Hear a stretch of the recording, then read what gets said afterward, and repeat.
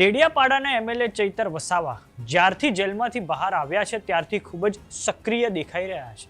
થોડાક સમય અગાઉ પંચમહાલના ગોગંબામાં જીએફએલ કંપનીમાં જે ગેસ લીકેજ થયું હતું તેને લઈને તેમણે હવે મામલતદારને આવેદનપત્ર આપ્યું છે. તો હવે ચૈતર વસાવા છોટા ઉદેપુરમાં બીજેપીને ખૂબ મોટી ફાચર મારવાની ફિરાકમાં છે. ચૈતર વસાવાએ છોટા ઉદેપુરના તાલુકા પંચાયતના કારોબારી ચેરમેન રાજેશ રાઠવા સાથે મુલાકાત કરી છે, જેનાથી દક્ષિણ ગુજરાતની રાજનીતિમાં અનેક તર્ક વિતર્ક ઊભા થયા છે. નમસ્કાર, જમાવટ સાથે હું છું પાર્થ.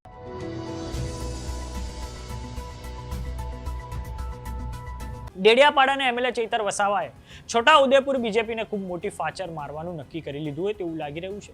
ચૈતર વસાવાએ હવે બોડેલી સર્કિટ હાઉસ ખાતે છોટા ઉદેપુરના તાલુકા પંચાયતના કારોબારી ચેરમેન રાજેશ રાઠવા સાથે અડધો કલાક એક બેઠક યોજી હતી, જેના કારણે દક્ષિણ ગુજરાતના રાજકારણમાં અનેક તર્ક વિતર્ક ઊભા થઈ ગયા છે. હાલના બીજેપીના છોટા ઉદેપુરના તાલુકા પંચાયતના કારોબારી ચેરમેન રાજેશ રાઠવા છેલ્લા ઘણા સમયથી ભાજપ છોડવા અંગેના સંકેતો આપી રહ્યા છે. જેમ કે રાજેશ રાઠવાએ સોશિયલ મીડિયામાં પોસ્ટ કરી હતી કે શું મિત્રો, મારે બીજેપીમાંથી રાજીનામું આપી દેવું જોઈએ અને પછી કઈ પાર્ટીમાં જોડાવવું જોઈએ, હા કે ના.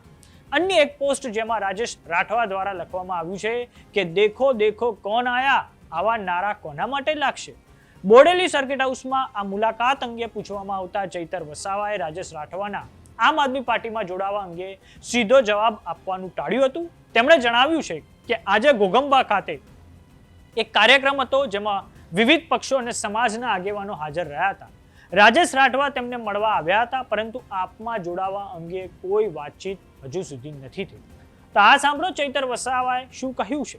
આજે પંચમહાલ જિલ્લાની ઘોગંબા તાલુકાની મુલાકાતે હતા અને ત્યાંથી પરત ફરતી વખતે છોટાઉદેપુર જિલ્લાના જિલ્લા પ્રમુખશ્રી, ઉપપ્રમુખશ્રી અને અહીંના આગેવાનો સાથે સંગઠનના આવનારા દિવસોના સંગઠન મજબૂત બનાવવાને લઈને આવનારી તાલુકા, જિલ્લા અને નગરપાલિકાની ચૂંટણીઓને લઈને એક ચર્ચા માટે અમે બેઠા હતા અને ખૂબ સારા યુવાન આગેવાનો પણ ઘણા આમ આદમી પાર્ટીમાં આવનારા દિવસોમાં જોડાવાના છે અને સરપંચો પણ ઘણા ઉત્સુક છે. ત્યારે આવનારી તાલુકા, જિલ્લા પંચાયતની તમામ બેઠકો પર આમ આદમી પાર્ટીના પોતાના સ્વતંત્ર ઉમેદવારો રહેશે અને પૂરી તાકાતથી આમ આદમી પાર્ટી પૂરા ગુજરાતમાં લડશે અને અમને પૂરી આશા અને અપેક્ષા છે કે આવનારા દિવસોમાં તાલુકા, જિલ્લા પંચાયતોમાં પરિવર્તન આવશે અને ઘણી ખરી જિલ્લા પંચાયતો, તાલુકા પંચાયતો અને નગરપાલિકામાં આમ આદમી પાર્ટીની સ્વતંત્ર બોડી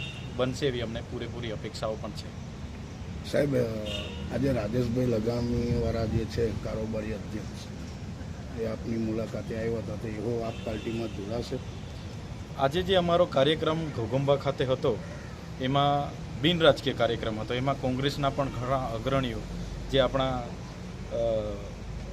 પૂર્વ મંત્રી, કેબિનેટ મંત્રી, જે કાયદા મંત્રી હતા જાંબુઘોડાના, એ પણ અમારી સાથે હતા. ઘણા કોંગ્રેસના આગેવાનો, ઘણા ભાજપના આગેવાનો, જે લોકો સમાજની સાથે અન્યાય થતો હોય કે કોઈ પણ વર્ગ સાથે અન્યાય થતો હોય અને પોતાનો અવાજ ઉઠાવવા માગતા હોય છે, એવા ઘણા લોકો અમારી સાથે આજે હતા.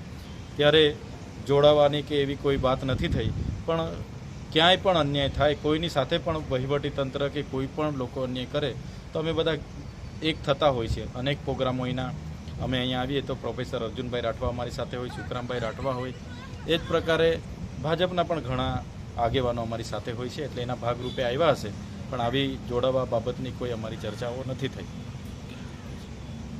આમ આદમી પાર્ટી આવનારી સ્થાનિક સ્વરાજ્યની ચૂંટણીઓની તૈયારીઓમાં અત્યારથી જ લાગી ચૂકી હોય તેવું લાગી રહ્યું છે.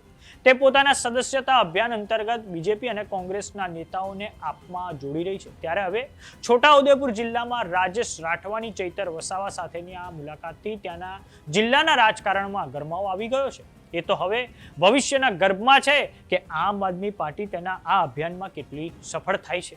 વાત કરીએ ચૈતર વસાવાની, તો ગુજરાત હાઈકોર્ટે આમ આદમી પાર્ટીના ધારાસભ્ય ચૈતર વસાવાને થોડાક સમય અગાઉ નિયમિત જામીન આપ્યા છે. ચૈતર વસાવા જુલાઈ મહિનાથી હત્યાના પ્રયાસના કેસમાં જેલમાં હતા.